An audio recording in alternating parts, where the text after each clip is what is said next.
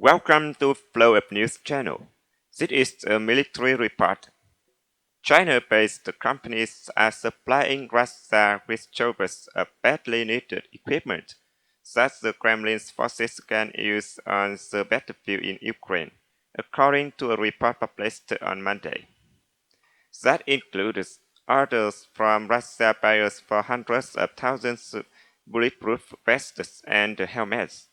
Commercial drones that enable ground forces to identify and deal in targets, and thermal optic sights that enable fighters to shoot more accurately at night, the political news website reported.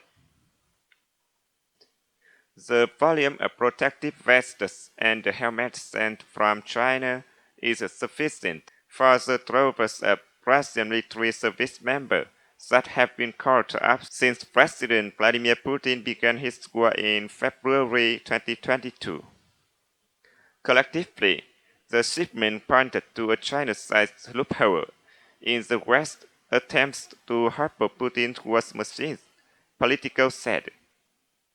The US and its international allies have sought to restrict Russia's ability to wage its now 17-month war against Ukraine, including via efforts to restrict its access to what are known as dual-use technologies, or equipment that can be used for either civilian or military purpose.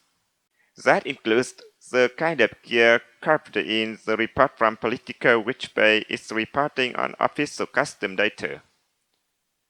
The records indicate Russia has imported over $100 million in drones from China so far in 2023, which is 30 times more than the amount imported by Ukraine. Russians imports of ceramics, which are a key part of the base components used to make bulletproof vests, have jumped 69% this year, surpassing $225 million, Politico said.